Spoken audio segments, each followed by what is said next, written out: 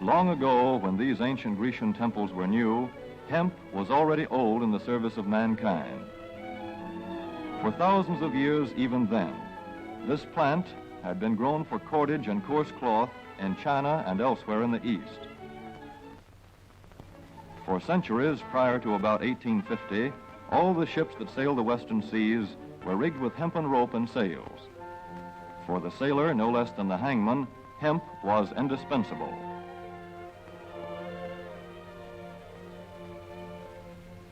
A 44-gun frigate, like our cherished old Ironsides, took over 60 tons of hemp for rigging. Including an anchor cable 25 inches in circumference.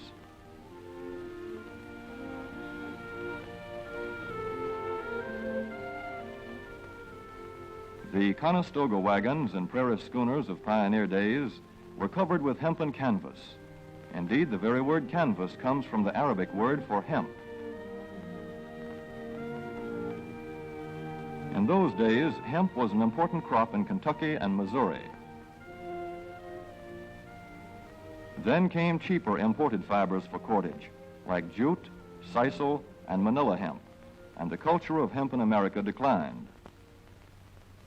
But now, with Philippine and East Indian sources of hemp in the hands of the Japanese, and shipment of jute from India curtailed, American hemp must meet the needs of our Army and Navy as well as of our industries. In 1942, patriotic farmers, at the government's request, planted 36,000 acres of seed hemp, an increase of several thousand%. The goal for 1943 is 50,000 acres of seed hemp. In Kentucky, much of the seed hemp acreage is on river bottom land such as this, along the Kentucky River Gorge. Some of these fields are inaccessible except by boat. Thus, plans are afoot for a great expansion of the hemp industry as a part of the war program. This film is designed to tell farmers how to handle this ancient crop, now little known outside Kentucky and Wisconsin. This is hemp seed. Be careful how you use it. For to grow hemp legally, you must have a federal registration and tax stamp. This is provided for in your contract. Ask your AAA committeeman or your county agent about it. Don't forget, hemp demands a rich, well-drained soil such as is found here in the bluegrass region of Kentucky or in central Wisconsin.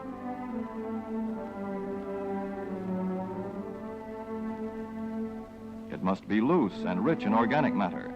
Poor soils won't do.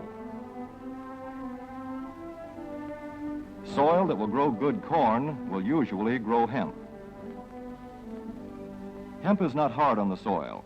In Kentucky, it has been grown for several years on the same ground, though this practice is not recommended. A dense and shady crop, hemp tends to choke out weeds.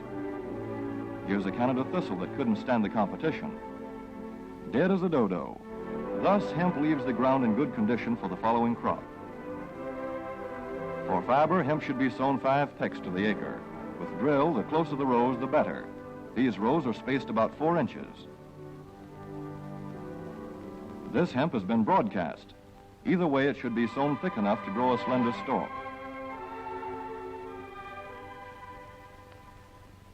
Here's an ideal stand. The right height to be harvested easily, thick enough to grow slender stalks that are easy to cut and process.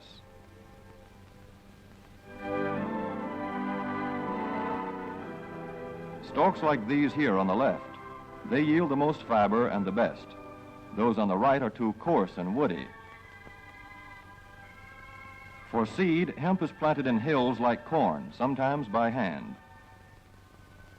Hemp is a dioecious plant. The female flower is inconspicuous, but the male flower is easily spotted. In seed production, after the pollen has been shed, these male plants are cut out. These are the seeds on a female plant.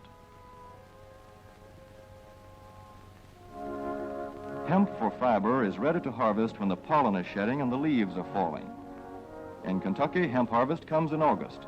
Here, the old standby has been the self-rake reaper, which has been used for a generation or more.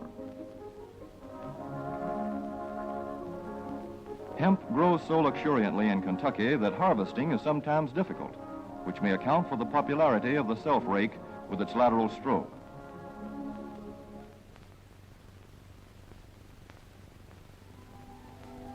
A modified rice binder has been used to some extent. This machine works well in average hemp.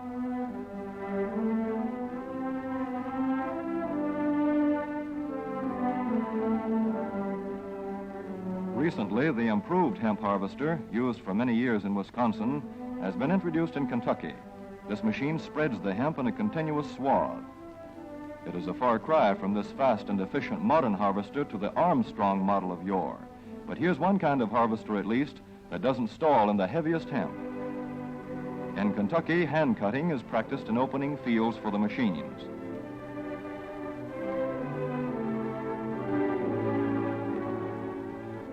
In Kentucky, hemp is shucked as soon as safe after cutting, to be spread out for retting later in the fall.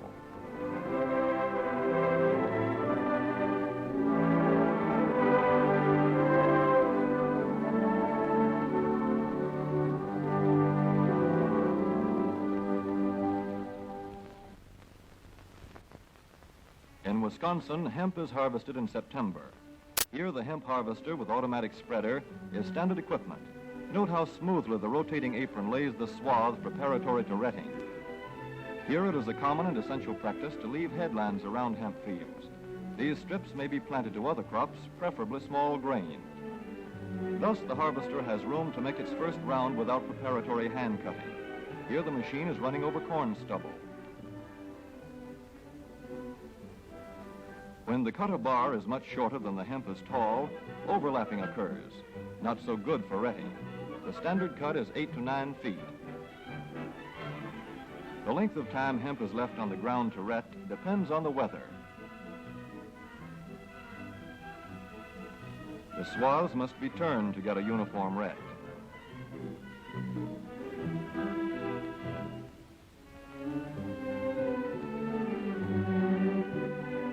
When the woody core breaks away readily, like this, the hemp is about ready to take up and bind into bundles.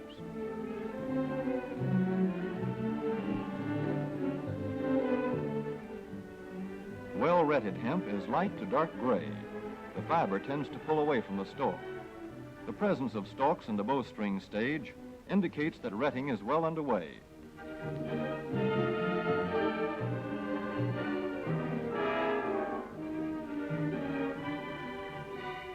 When hemp is short or tangled, or when the ground is too wet for machines, it is bound by hand. A wooden buck is used. Twine will do for tying, but the hemp itself makes a good band.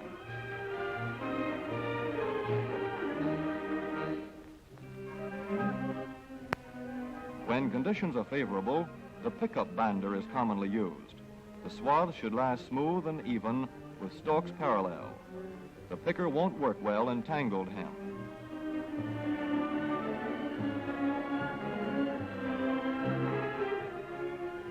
After binding, hemp is shucked as soon as possible to stop further retting. In 1942, 14,000 acres of fiber hemp were harvested in the United States. The goal for 1943 is 300,000 acres.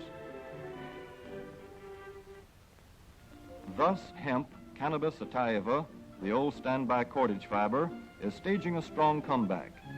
This is Kentucky hemp going into the dryer of a mill at Versailles.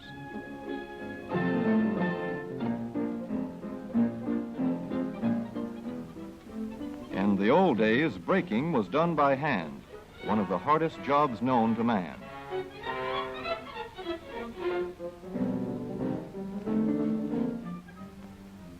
Now the power breaker makes quick work of it.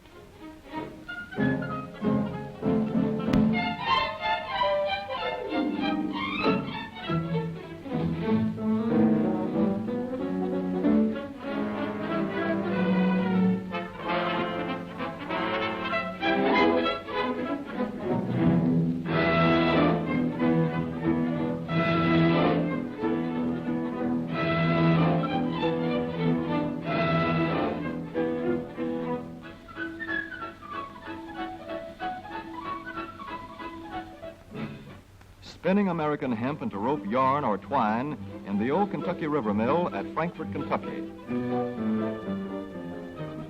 Another pioneer plant that has been making cordage for more than a century.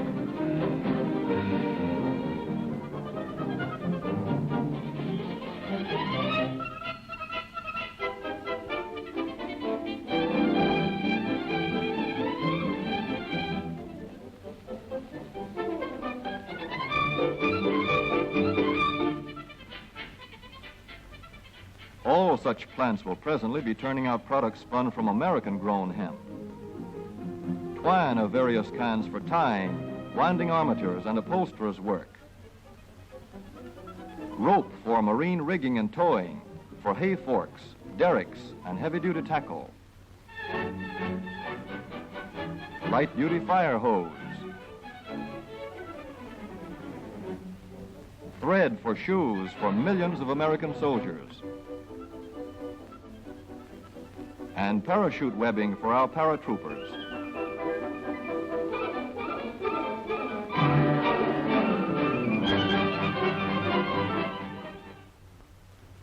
As for the United States Navy, every battleship requires 34,000 feet of rope, and other craft accordingly. So here in the Boston Navy Yard, where cables for frigates were made long ago, crews are now working night and day making cordage for the fleet. In the old days, rope yarn was spun by hand.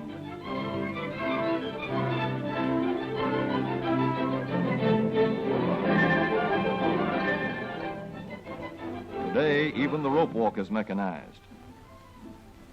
160 fathoms to go.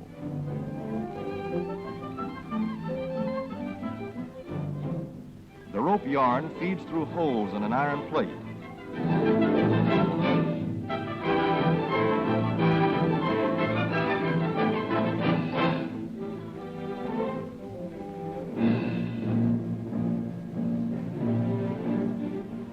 This is Manila hemp from the Navy's rapidly dwindling reserve. When that is gone, American hemp will go on duty again.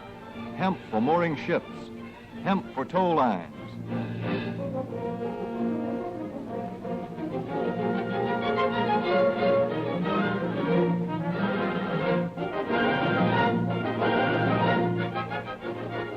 Hemp for tackle and gear. Hemp for countless naval uses, both on ship and shore. Just as in the days when old Ironside sailed the seas victorious, with her hempen shrouds and hempen sails.